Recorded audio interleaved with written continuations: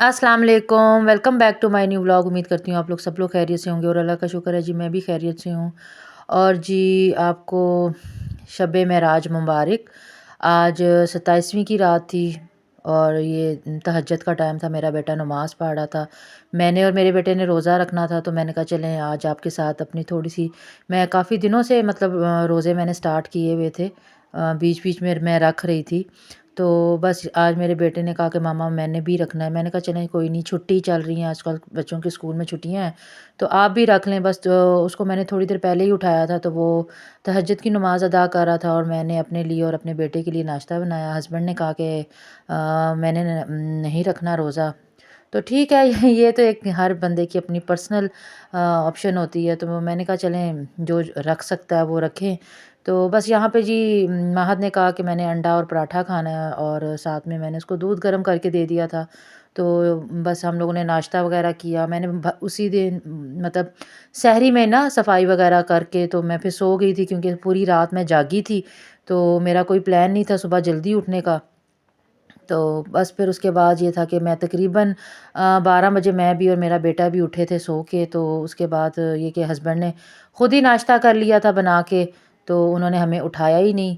तो बस फिर हम लोग उठे, तो मैंने क्योंकि खीर बनानी थी आज, तो वो उसके लिए ये कि मैंने आज नया पतीला जो मैं लेकर आई थी, तो मैंने कहा था आपके साथ मैं इसका रिव्यू शेयर करूँगी। तो वो ये है कि इतनी अच्छी क्वालिटी का नहीं निकला, मुझे ऐसा लगता है, क्योंकि मैंने खीर बनाई और वो बिल्कुल नीचे जो थी वो, हालांकि मैं जो दूसरे घर के पुराने मेरे बर्तन है ना उसमें मैं बनाती हूँ, तो बिल्कुल भी नीचे बहुत अगर लगेगी भी तो थोड़ी सी नीचे लगती है। और मैंने सर पे खड़े होके खीर बनाई थी, ये नहीं कि मैंने इसको छोड़ के तो खुद आगे पीछे काम कर रही थी। तो और मेरे पास कोई और काम तो था नहीं, खाना वगैरह मैंने बनाना नहीं था। तो हस्बैंड ने सुबह नाश्ता लेट किया था, तो उन्होंने कहा था बस जब अफ्तारी करेंगे उसी टाइम पे जो है वो खाना वगैरह खा लेंगे, मतलब जो भी उस टाइम पे बनेगा। तो मैंने उन्हें कहा, मैंने कहा अगर आपने कुछ दोपहर में या कुछ ऐसा खाना नहीं था तो फिर आप रोज़ा ही रख लेते। तो ख़ैर जी यहाँ पे तकरीबन 1 बजे का टाइम था, मैंने खीर बनाना स्टार्ट कर दी थी। बेटा अपने क्योंकि एग्ज़ाम होने वाले हैं, 1 वीक रह गया उसके फाइनल एग्ज़ाम्स में, तो बस उसको मैंने पढ़ने के लिए बिठा दिया था। वो अपने पेपर्स की तैयारी उसने स्टार्ट की हुई थी। तो जो हस्बैंड थे वो बाहर मेरे ख़्याल से क्यारी के साथ लगे हुए थे, तो उसकी सफाई वगैरह कर रहे थे। तो मैं जो थी सारी घर मतलब सहन मैंने सुबह वॉश नहीं किया था। सहन वॉश करने के बाद जो है मेरा काम बस ये था कि मैंने नमाज़ पढ़नी थी और साथ में मैंने खीर बनानी थी। तो बस ये खीर का काम ये कि मैंने चावल पहले ही बॉईल करने के लिए रख दिए थे। मैंने तकरीबन 5 लीटर जो था वो दूध लिया था, क्योंकि मैं ज़्यादा बना रही थी, मैंने नेबर्स वगैरह में भी देनी थी, अम्मी के घर भी भिजवानी थी। तो फिर ये है कि मैंने कहा चलें आज ज़्यादा बना लेते हैं, तो मैंने 5 लीटर दूध लिया था।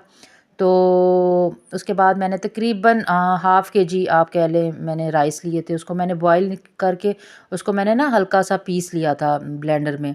उससे ये है कि ये जल्दी चीज़ बन जाती है, वरना फिर आपको बहुत ज़्यादा टाइम लग जाता है।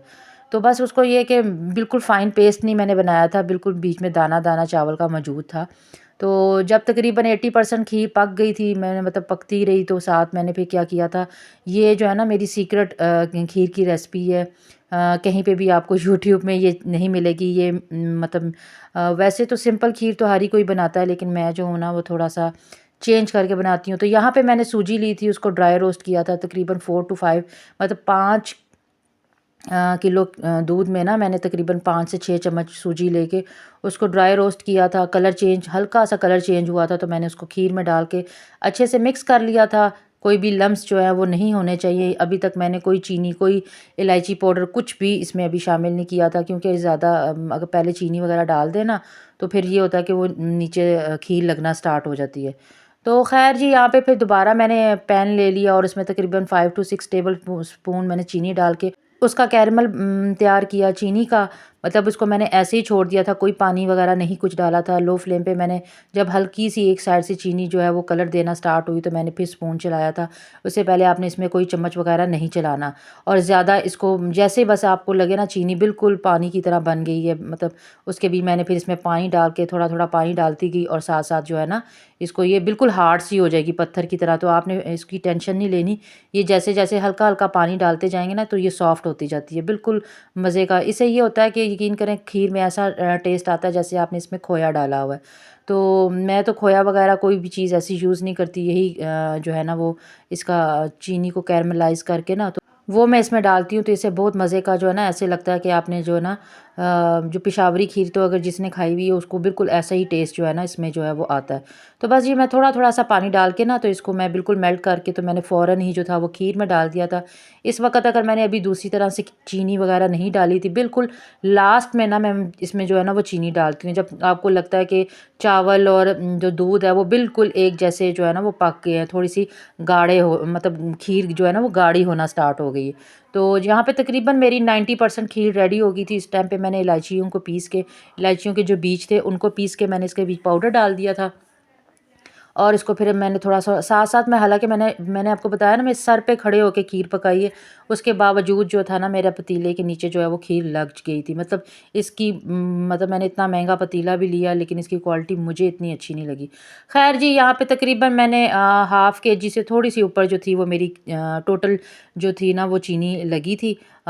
क्योंकि मेरा तो रोज़ा था, तो हस्बैंड को मैंने चेक करवाई थी, तो मैंने उनको कहा था कि देखें ज़्यादा एक्स्ट्रा मीठा ना कर लेना, क्योंकि नेबर्स में भी जानी है, तो हर कोई आप लोगों की तरह मीठा ज़्यादा नहीं खाता। क्योंकि मेरे हस्बैंड जो है ना वो थोड़ा-सा मीठा ज़्यादा खाते हैं, तो वो फिर हमेशा चीज़ में, मैं अगर मेरा रोज़ा ना हो तो फिर मैं अपने हिसाब से चीज़ जो है ना वो बैलेंस कर लेती हूँ।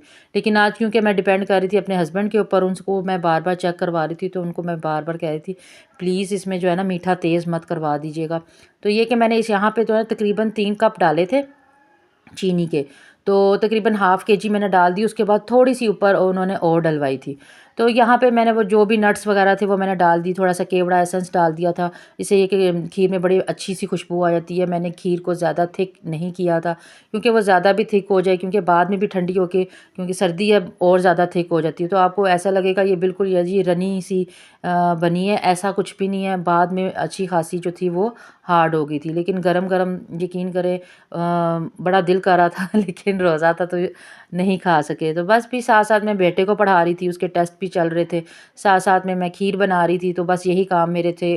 कोई ख़ास और काम घर का तो था नहीं।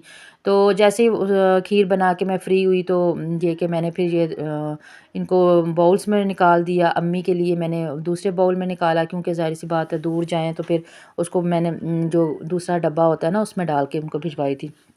यहाँ पे मैंने ट्रे में लगा के तो हस्बैंड को कहा कि आप जो है वो नेबर्स वगैरह में दे आएँ, ताकि फिर ये कि काम टाइम से फाइंड अप हो जाएगा। तो फिर बाद में जब मेरे हस्बैंड ने पहले कहा कि बाज़ार से मैं कुछ ले आता हूँ इफ्तारी के लिए, तो मैंने कहा नहीं, बाज़ार से भी क्या लेकर आएँगे आप। तो ऐसा करते हैं कि घर पे भी मैं कुछ ना कुछ बना लेती हूँ। तो मैंने फिर महत से पूछा कि वो क्या शौक़ से खाएगा। पहले मेरा था कि मैं फ्रूट चाट बना लेती हूँ, हस्बैंड कहते मैं जो है ना फ्रूट ले आता हूँ जो नहीं है। तो मैंने उनको कहा, बेटे ने कहा कि नहीं मामा, मैंने जो है वो दही फुल्कियाँ जो आप बनाती हैं ना वो मैंने खानी है, तो वो मुझे बना दें और साथ में थोड़े से पकोड़े बना दें। सालन में मैंने कल बनाया था आलू मेथी का सालन, वो मैं इस टाइम पे पका चुकी हुई थी।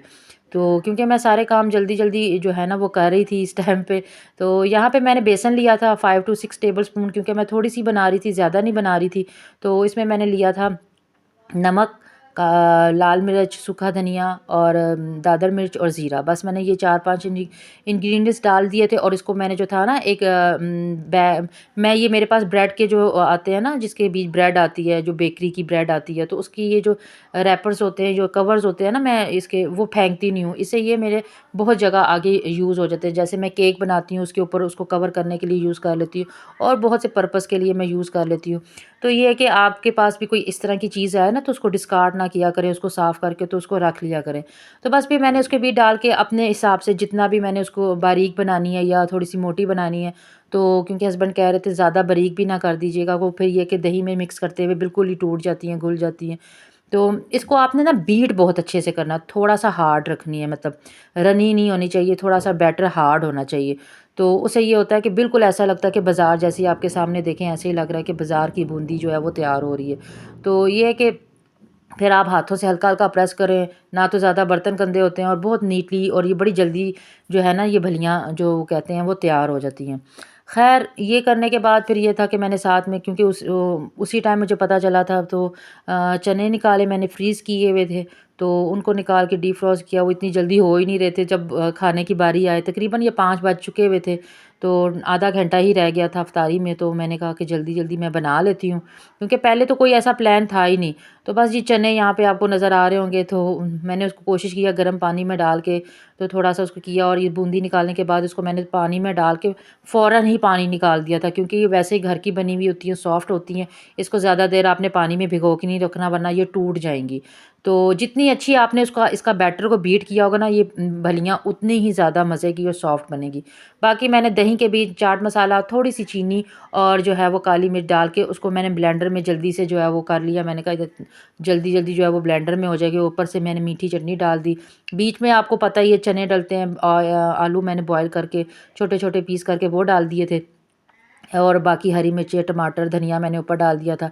थोड़ा-सा प्याज़ डाला था और बाकी यहाँ पे मैं पकोड़े, सिंपल पकोड़े जो थे, वो मैं रेडी कर रही थी, क्योंकि टाइम बहुत कम था, तो मैंने फिर मज़ीद आगे पकोड़े बनाने की कोई रेसिपी शेयर नहीं की। और वैसे भी इस टाइम पे ना बंदे काफ़ी दिन से रोज़े रख रही हूँ ना, तो थोड़ा-सा जो है ना इस टाइम पे आके थकावट होना स्टार्ट हो जाती है। और फिर सारा दिन आज खड़े होके खीर बनाई, तो उसकी वज़ह से बस मैंने कहा बस अब इससे ज़्यादा मेरे से वीडियो, क्योंकि बनाओ ना आपका काम थोड़ा-सा डिले भी हो जाता है, फिर आपने शूट करना होता है, फिर आपने सामने भी नहीं आना होता है, ये सारी चीज़ें साथ-साथ जो चल रही होती हैं। तो ये था मेरा आज का व्लॉग, उम्मीद करती हूँ आपको पसंद आएगा। पसंद आया तो लाइक कीजिएगा, शेयर कीजिएगा। अल्लाह हाफ़िज़।